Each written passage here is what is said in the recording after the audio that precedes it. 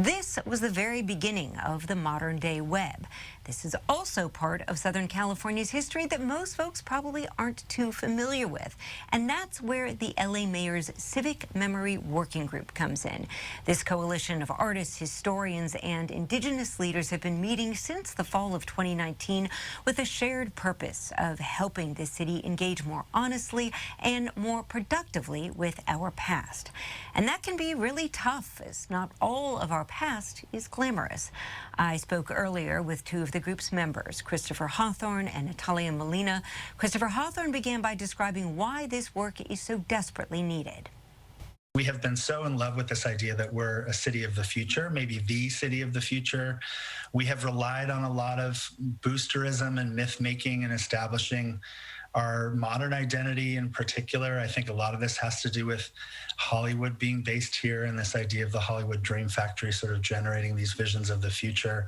And for all those reasons, we had not been particularly good at tending to our own past. And so we wanted an initiative that would connect to those national conversations about commemoration and reckoning, but really be grounded in Los Angeles and our particular, even peculiar relationship to history specifically.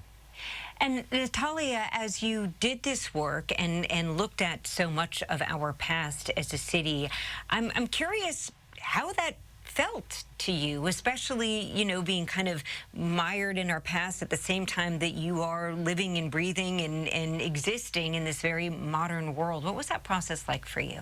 I've been working on these issues for over 20 years, both research, writing, and also teaching about it. And many times our students will tell us, you know, why have I never heard about the anti-Chinese lynching? Why have I never heard about redlining laws from the federal government that created our segregated neighborhood? Why have I never heard about these people, and yet other people are over-memorialized?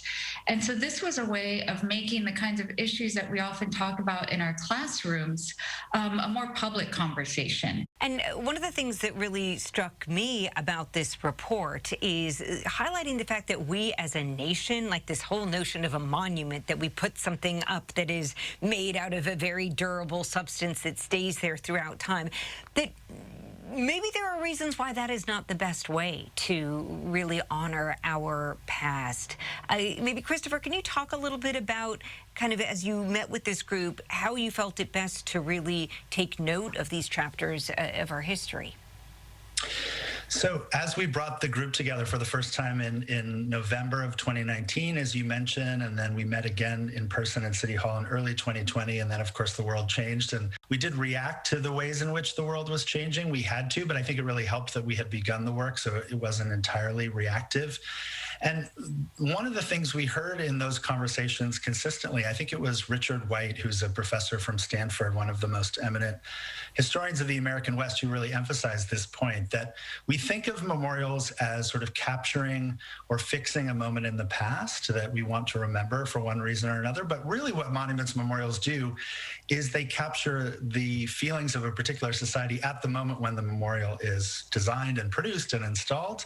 And of course, that's true for Confederate monuments, many of which were designed well into the 20th century, and we're really reacting to attempts to reintegrate Black populations into American society many, many decades after the end of the Civil War.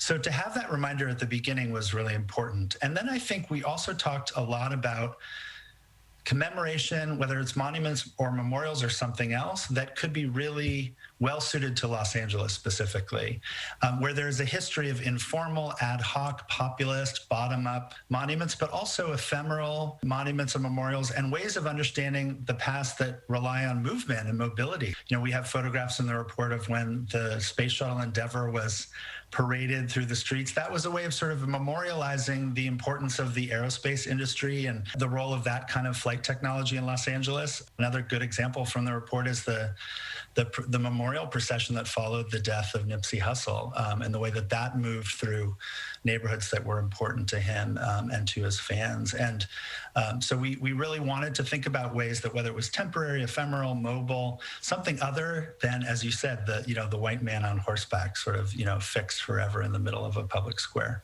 Natalia, in doing this work and the work that you have done, are there certain, maybe you could highlight for us one or two examples of people, places, things that happen that have been excluded for our history that you feel like now might be the opportunity to really bring them to light, to let them shine? One of the big themes that we talked about in the report is making labor visible. We talk about, Los Angeles has so many great sites, but who built those sites? Who built the Griffith Park Observatory? Where did Griffith of Griffith Park get his land? Where did he get the money for that? Where did he invest? And so this is this way of saying, this isn't just the memorial to William Mulholland. This isn't just about Doheny. These are names that we know from Los Angeles history, but we don't know all the people that worked on the projects that built this city. And so it gave us the ability to kind of play with not just what would be represented, but how it would be represented. Also have room to change over time as populations change, as issues change, so that memorials actually reflect our values, reflect social justice issues, but also are flexible enough to continue to meet the needs of the populations at that time. As I'm sure you both know, anytime that there is a conversation about what chapters of our history we choose to highlight and how we choose to highlight them, it often comes with a fair amount of heated debate.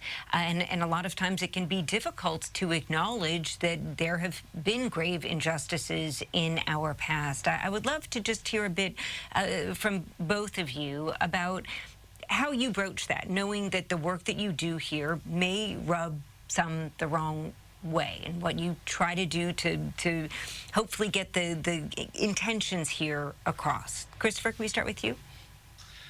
Sure. I think first I would say that some of these conversations are necessarily difficult and need to be difficult, and that we can't be thinking just about collegiality and never stepping on any feelings as we move this important work forward. But I think we also learned a lot from the way that other cities had proceeded in terms of how we framed our report and recommendations, and really the tone that we tried to set. So we looked at other cities that had been fairly prescriptive in naming monuments or sites that needed to be taken down or renamed, or not relying on the expertise of historians, or we really defined expertise broadly to also include not just scholars, but indigenous elders and leaders and artists and curators and many of my colleagues in city government.